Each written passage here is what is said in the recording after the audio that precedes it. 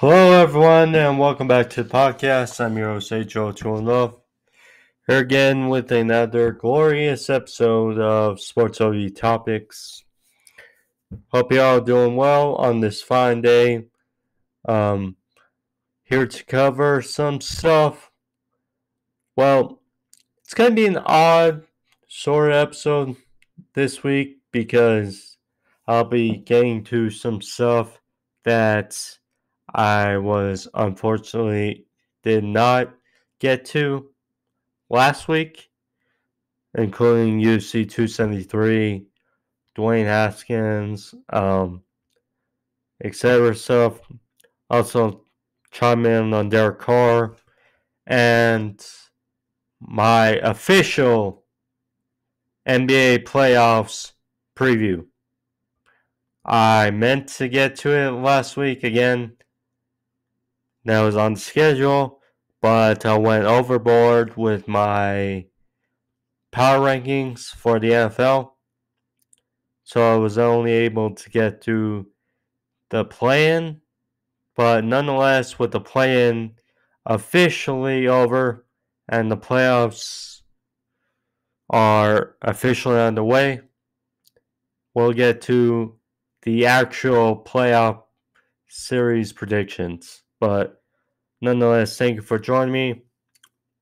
If you're new to the podcast and you want to see more sports review topics where I cover my sports news and topics, cover many topics in as far as the sports world is concerned, get my thoughts on them and my interpretation on every topic.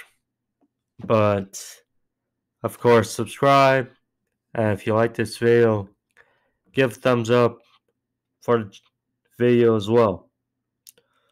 But first and foremost, gotta go over it because my fault I did not go over it last week is Dwayne Haskins. Now, Dwayne Haskins last week was unfortunately struck by a truck driver while after he was practicing with some of his teammates for Pittsburgh, and unfortunately on an intersection he was struck and he passed away. So now, and he was only 24. Dwayne Haskins, in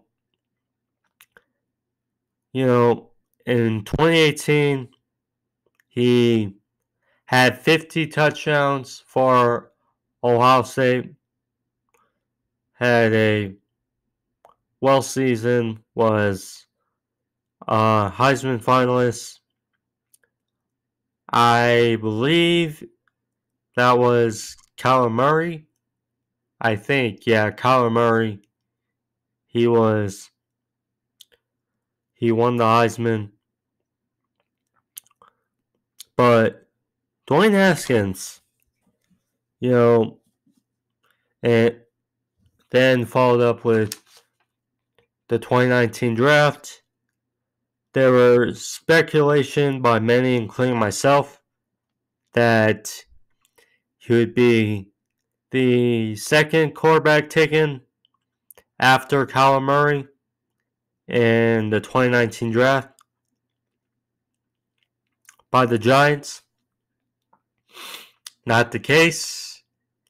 And instead it was Daniel Jones taken by Washington, and I think we can all feel that it was still a dysfunction as far as Washington is concerned. Because Jay Gruden was the coach. looking for a new quarterback to replace Kirk Cousins, who obviously left for Minnesota or the Vikings. And there's dysfunction between him, the coaching staff, etc. When he got in the field, you can tell he needed some growing pains. He needed some he needed some learning curves and development. 2020, he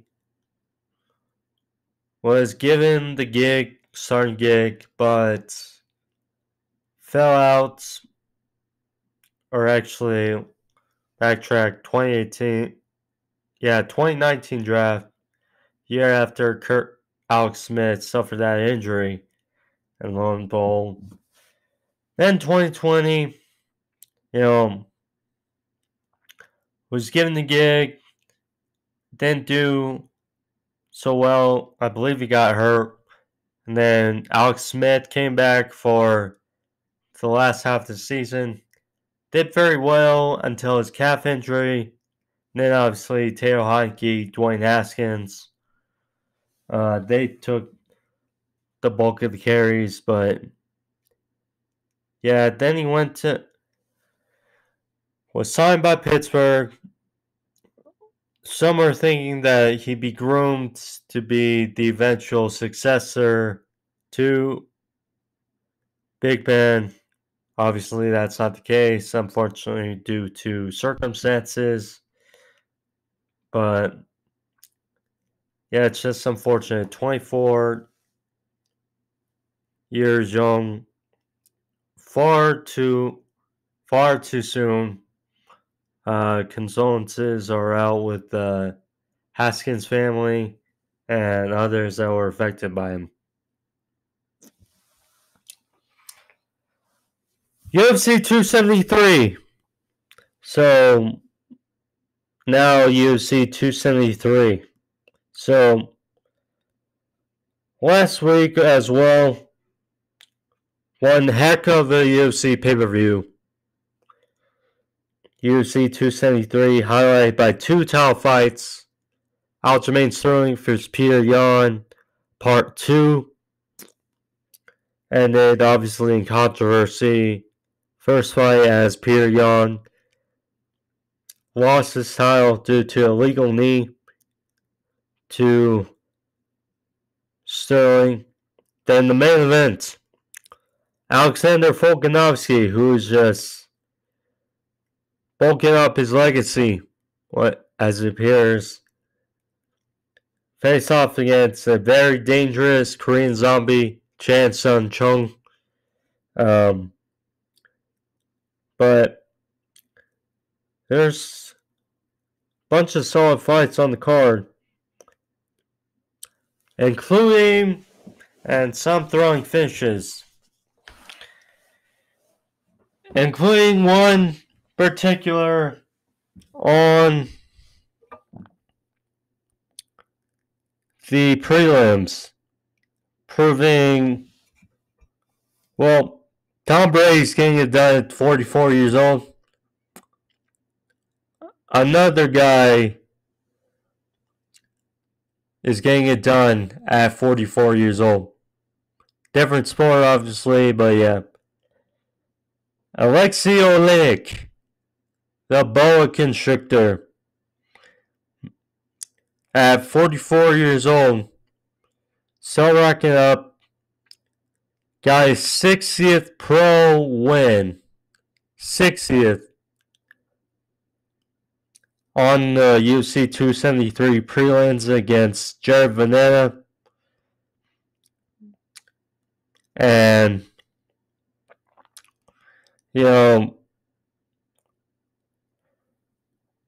Oleinik is not a part of the upper echelon of UFC heavyweights. He is definitely one not to take lightly, because we've seen him get sort of that push to get towards the top 10, and then he loses, say, a big fight, whether it's Curtis Blades, etc. But Olynyk, with a neck crank, as they call it, otherwise known as a head and arm choke, and Vanetta tapped out, and Olynyk 60th pro victory in MMA. He can submit you anywhere. He has, I believe, two Ezekiel choke finishes. He can get you with the rear naked choke, etc. Just any type of choke. Just careful with Alexei Oleg. 44 years old. Funny he said afterwards to Joe Rogan that I don't know if I'll be doing this much longer. Maybe 5 to 10 more years. Good to see his sense of humor, but yeah. Good for Olynyk. Then the main card. 3 big fights that got a bulk of attention. So, Kazmat Shemaev, excuse me if I mispronounce his name, Kazmat Shemaev versus Gilbert Burns.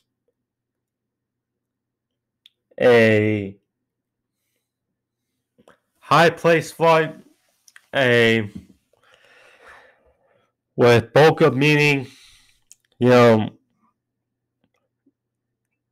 Gilbert Burns, we know, is very tough. We saw him take apart Tyler Woodley. We saw him take almost, he had a fair share against his former training partner, Kamaru Usman. That was a hell of a fight as well. Taking on, now, Shemaev, with these kind of, I would say, Dagestanian type wrestler, Khabib, etc. Makhachev is on Makhachev in the 155-pound lightweight division. We're seeing a little bit of movement. We know how good Khabib was. Makhachev is great in the lightweight division. I believe Magomed Analekov, I believe that's his name, for 205, but yeah, we're starting to see a movement of very good fighters. And Shemaev, this was his 11th pro fight. And has a bunch of hype. He's had some interesting fights. Most recently, I forgot his name, who he fought last, but still, Shemaev has had some good showings. But of course, with the UFC, they tend to push guys a bit too early. We saw it with Darren Till, who conveniently is training with Kazmat Shemaev. He was just sitting on the cage, sitting on the fence, while Gilbert Burns was doing his entrance. But heck of a fight for both parties. Burns, we know, is tough, but so is Cosmot. He has a chin really on him. And, good for both parties. Burns unfortunately suffers the loss here in a unanimous decision. Cosmo won here 29-28. Saw this decision, as he moves up more rapidly, I assume, in the ranks. I imagine, I haven't checked the rankings as of yet, but I imagine Cosmo, whether it's in the top 10, top 5 even, he's going to move up very much in the ranks of the 170-pound division. Co-main events was Aljamain Sterling, Peter Yan Part 2. Now, Peter Yan is a great fighter. Really, people started paying more attention to him and started to get more of a sense of how good he was. Really, once he beat Uriah Faber. I mean, Faber we all love, and he's a presence for the sport. Very much a legend for MMA. And Peter Yan beat him. Had a good fight, or good showing against Aldo. Beat Mara Moraes. And this fight been brewing for a while. They were scheduled to face, but unfortunately, Sterling had that neck injury. So, Peter Yan had an interim title fight against top 5 contender Corey Sandhagen, who coming off that great fight with TJ Dillashaw. The first fight was much more one-sided. Peter Yan really had a very good showing against Aljamain Sterling. But unfortunately, he hit Sterling with an illegal knee to a downed opponent, and Sterling was unable to continue, and Sterling was then awarded the bantamweight strap after that incident. This fight here, I will say, regardless of what people think of the decision, because, close fight, split decision 48-47, as close as you can get. Sterling had a much better outing in this fight. He really improved from the first fight with Yan. Really was up with his wrestling. Both pushed a great pace. Yan landed a lot of strikes, a lot of pressure. But Sterling, it seems, ultimately, with his wrestling and his control, that he was able to take the fight against Yan the second go around. So, but Yan, Jan's a great fighter. And this fight, I don't think. It's funny. Perhaps because it's strange, when a fighter is 0-2 versus the champion, it puts him in a tough spot. Whereas, 1-1, there's a door open for that trilogy fight. But obviously, with losing the first fight due to the illegal knee, and then losing the second fight, it puts Jan in a weird place atop the division. But I don't think he loses a lot from this fight. He had a great showing. It just, the judges saw it Aljamain Sterling's way. Afterwards, Sterling called out TJ Dillashaw for his next defense. I imagine that would be a hell of a fight. We know how good TJ has been since since coming back from his suspension for USADA. And Dillashaw versus Sterling. Something to watch, something to see, and no complaints in my book for that fight to be made. Then the main event.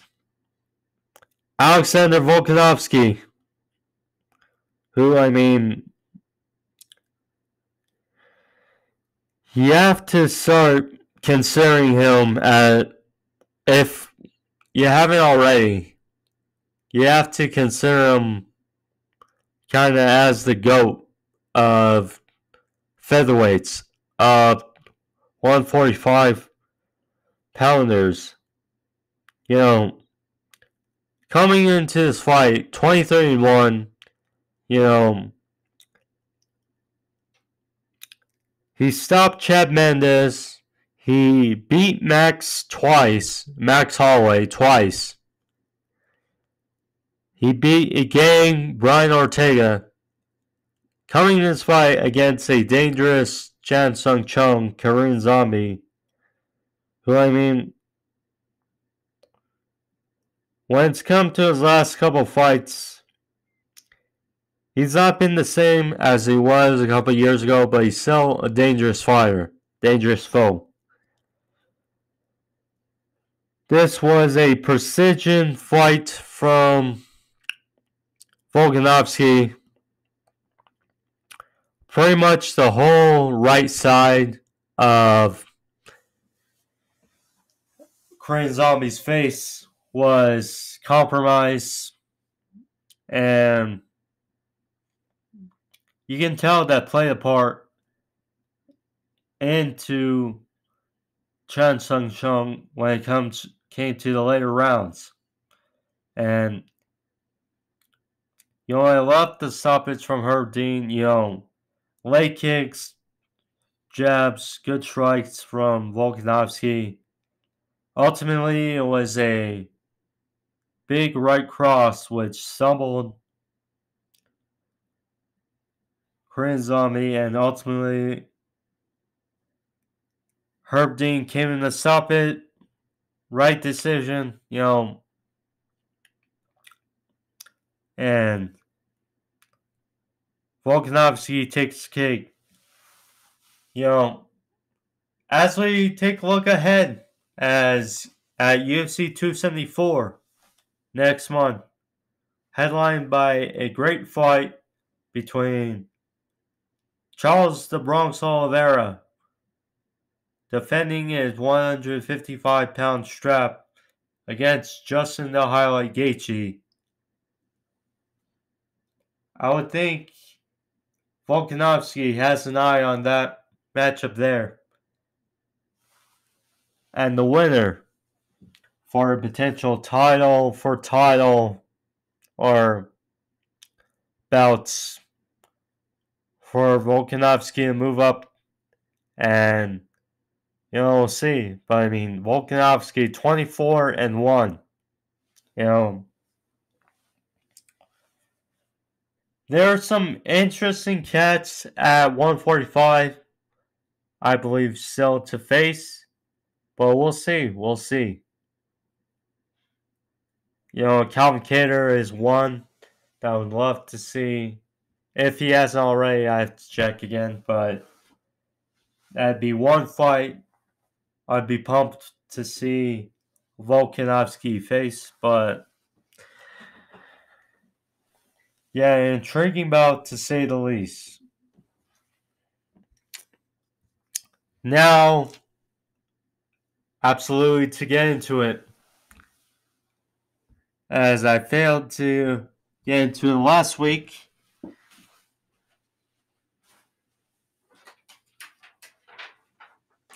NBA playoffs are here. The NBA playoffs are here after a long season, and now it's time to get into the predictions. But one moment.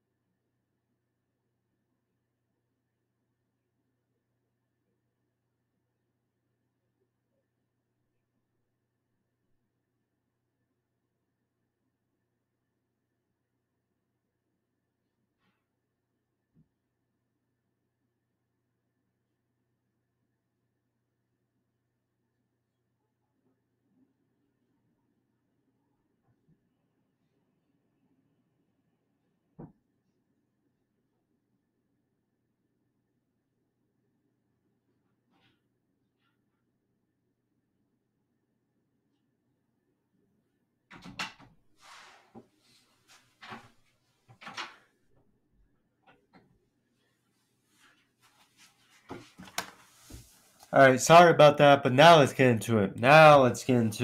So, all the playoff series have started. So, and the play-in tournament has ended last Friday. Now, I was correct about the East as far as the Eastern Conference. I predicted that the Nets would beat the Cavs, the Hawks would beat the Hornets, and the Hawks would beat the Cavs. So, alas that, I was sort of right about the Western Conference. So, the Timberwolves did beat the Clippers in a great game. And the Pelicans beat the Spurs, but due to Paul George, now, it was still a heck of a game, but Paul George was on health COVID protocols and unfortunately missed the game for his Pelicans. So, still a close game, but the Pelicans beat the Clippers ultimately, and they face the Suns. Now, starting in the East. Let's start in the Eastern Conference.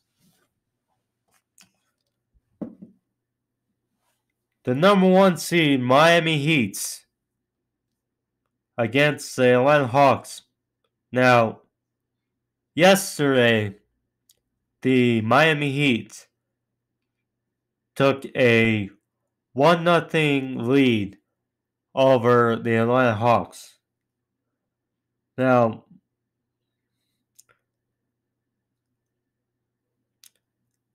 Trae Young had a very off first game versus the Miami Heat, which, I mean, Miami Heat are great defensively, And they got a lot of big bodies that can harass you.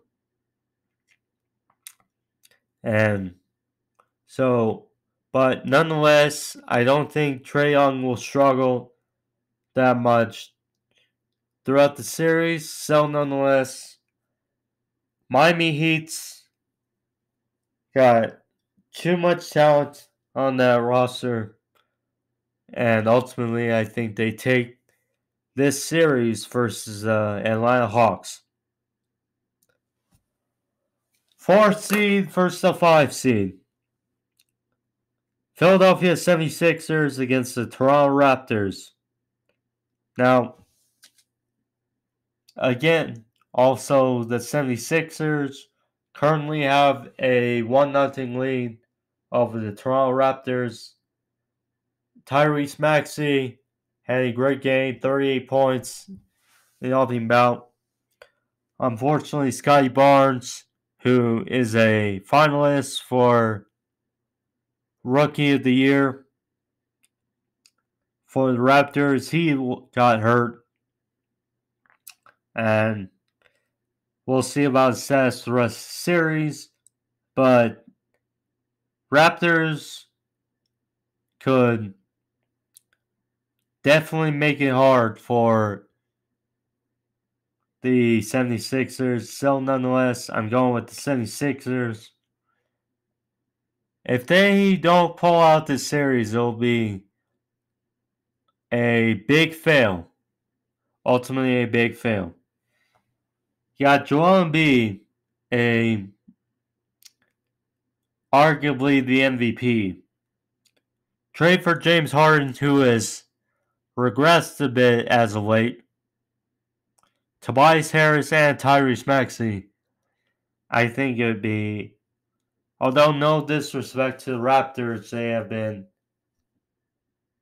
very good this season. You know, Van Fleet, Siakam, etc. Nick Nurse has done a very good job coaching the team. But I think the 76ers take the cake on this series. The Milwaukee Bucks, 3 seed, versus the Chicago Bulls, 6 seed. Milwaukee currently holds a 1-0 lead over the Bulls, winning a tight game in Milwaukee. Bulls,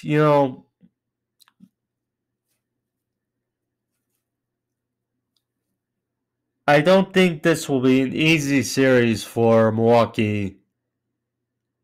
I think now, unfortunately, the Bulls don't have Lonzo Ball. I think if he was healthy, then this series would look different, as in perhaps maybe 7 games, maybe. But, Milwaukee, tough, defending champions, Giannis, Brook Lopez, Holiday, Melton. Although I love the Bulls this season, I love what they have done this season with Levine, Vucevic, DeRozan. A great trio right there, but against Bucks, just tough matchup. So going with the Milwaukee Bucks.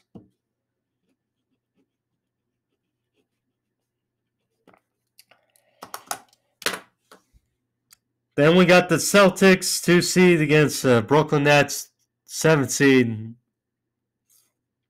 Game 1 was a thriller. Taken by the Celtics at the buzzer, 115-114. The Celtics I have watched all season. They have surprised me through thick and thin. Jason Tatum,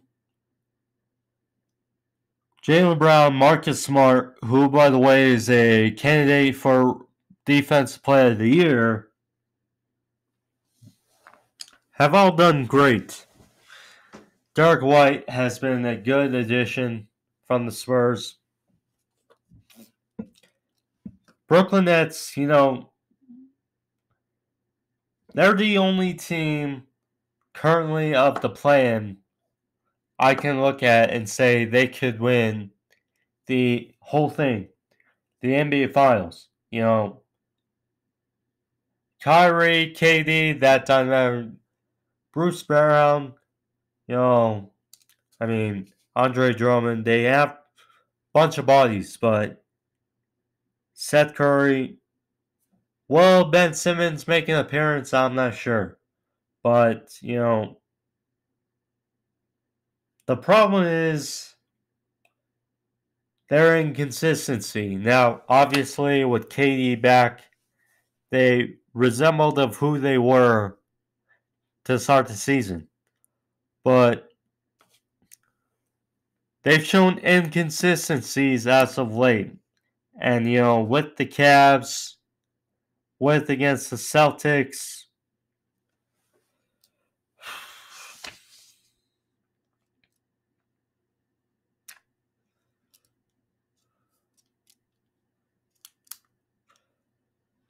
I think it'll be a 6-7 game series, but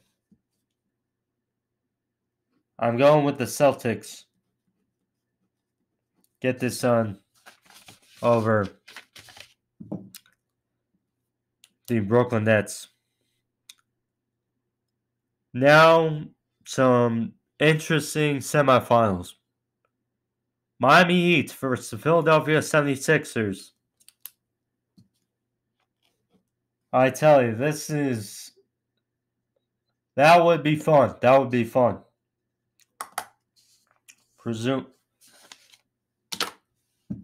Miami Heat, I just mentioned loaded across the board. Tyler Hero also may win Sixth Man of the Year. No surprise. I'm so glad, after all the criticism he's gotten over the last couple of years, so glad if he does win Sixth Player of the Year. He's had a great season, off the bench. 76ers, of course, have, Embiid. It'll be tough. It'll be a tough series for both.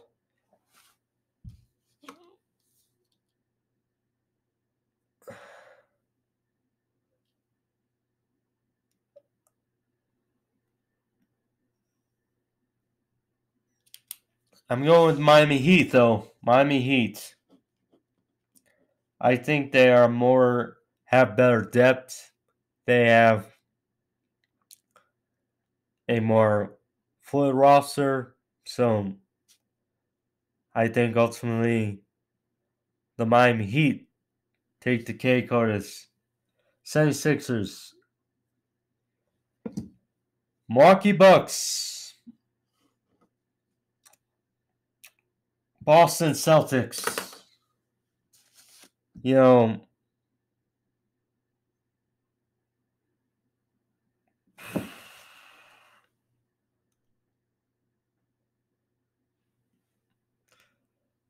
Celtics,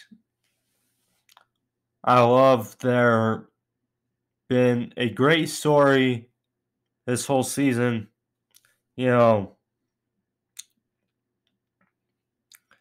I think it's good to see the growth of Jason Tatum, how he's becoming more mature and how he's growing into a star in this league. Mark Smart's way he's been, I just mentioned, but going with Milwaukee, going with the Bucks, ultimately.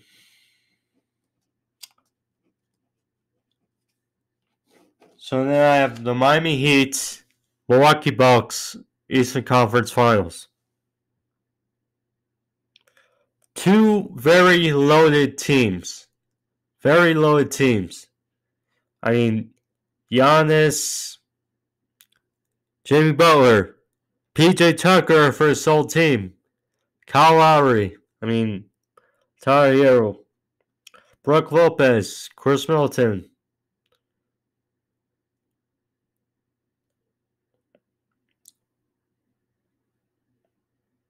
Ultimately,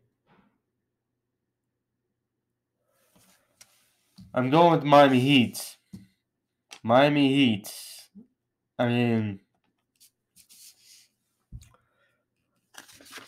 Very well, very good. Just be hard to go against them.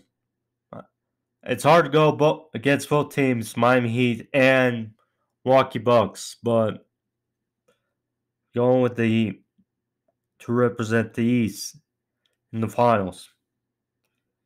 Now we got the West. Suns, Pelicans. Suns currently have a 1-0 lead. Not much to say. Pelicans have been a good story. Behind Willie Green. Started 1-12. I thought they would be arguably the worst team this season. Started off horribly. But, Brandon Ingram's come along.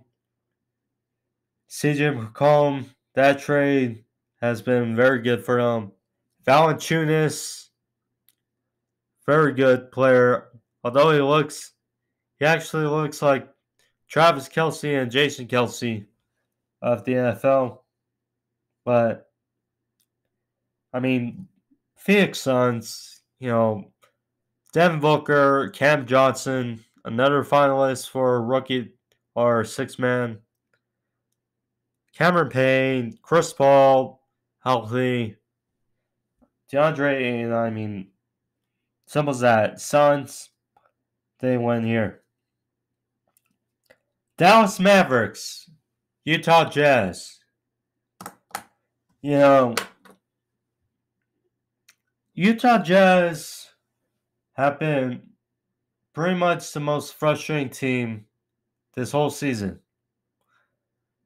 And yet they're a 5 seed. The reason why I say that is because you look at their team, you look at the talent.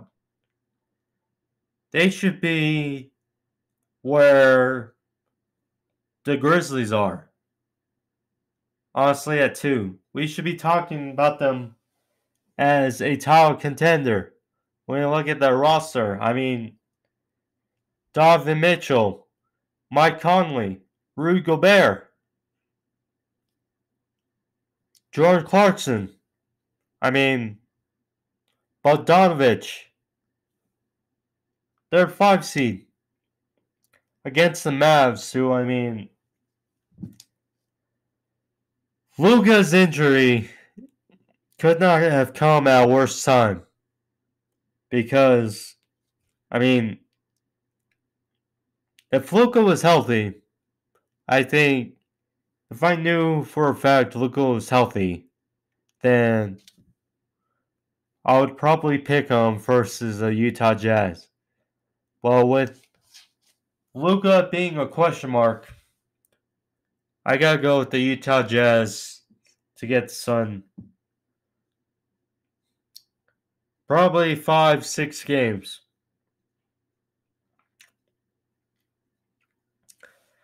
Another interesting series to look into. Number 3 seed, Golden State Warriors. Number 6 seed, Denver Nuggets. Now,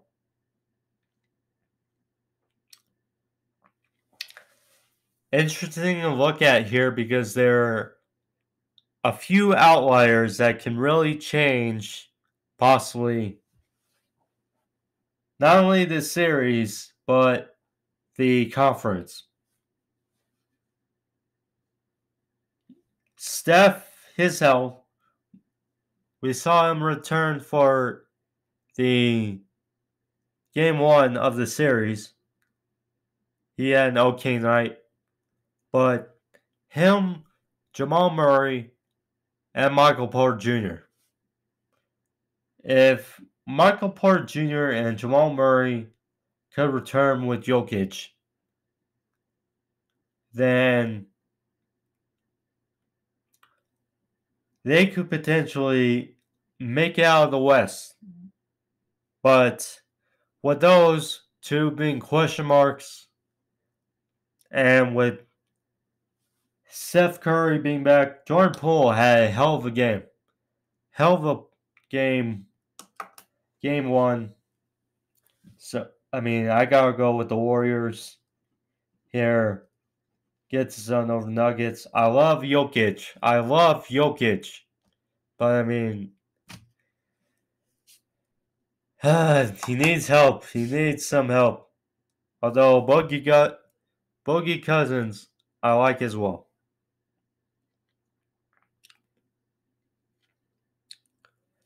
Then we got the Grizzlies, Timberwolves. Talk about the most sneaky series.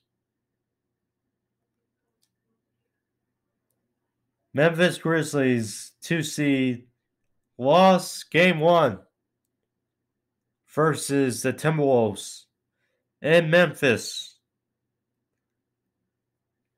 Timberwolves, you know, both these teams seem like teams that are a year away. You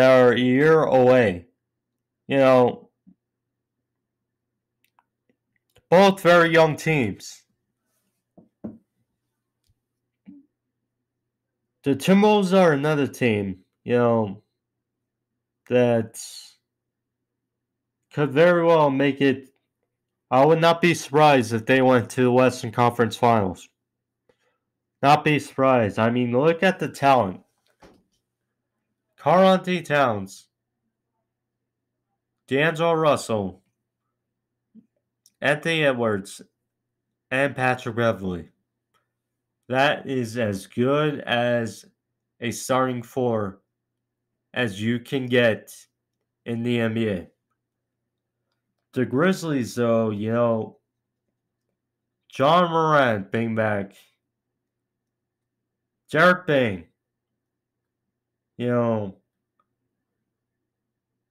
Derek Brooks,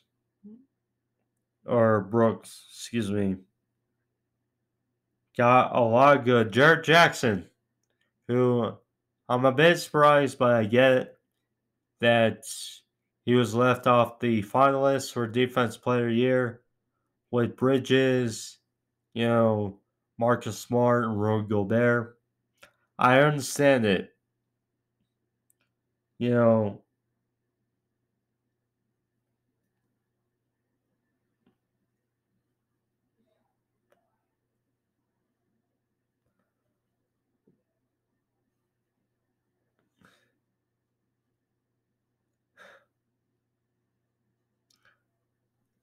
I thought about it, and I'm going with it.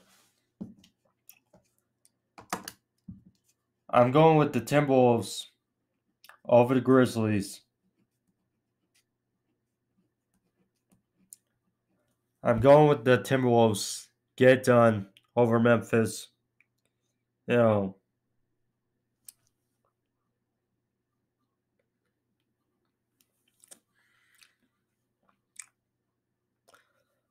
I just, Beverly, Russell, Towns, Edwards, they got nothing to lose. Same with the Grizzlies have everything to lose, really, when it comes to the series. Because the expectations are on them.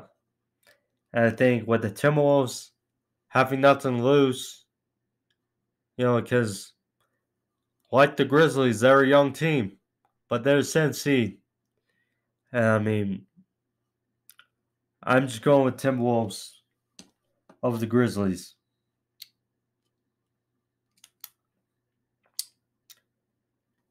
Next, we got the Phoenix Suns versus the Utah Jazz.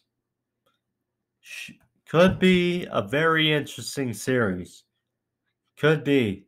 You got two of the finalists for Defense Player of the Year in this series. I mean, Devin Booker, Donovan Mitchell. I just mentioned them all. But I mean, the Phoenix Suns have been on a mission this season, and they are full steam ahead to win a NBA championship, complete the process they were unable to complete last year. So I'm going with the Phoenix Suns, although it should be an interesting series versus the Utah Jazz.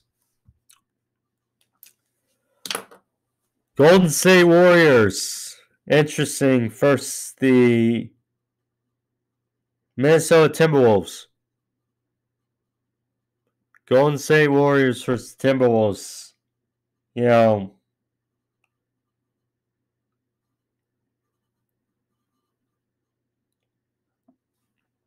I will say this, Steph, it'll probably be a 5-game series. First, Denver Nuggets, provided Murray and Porter both don't return. Probably a 5-game series. First, Nuggets. So, Steph will definitely have his rust, I think, taken off during this series. And I think maybe the series versus the Timberwolves and the Grizzlies will be a long series, probably 7 games.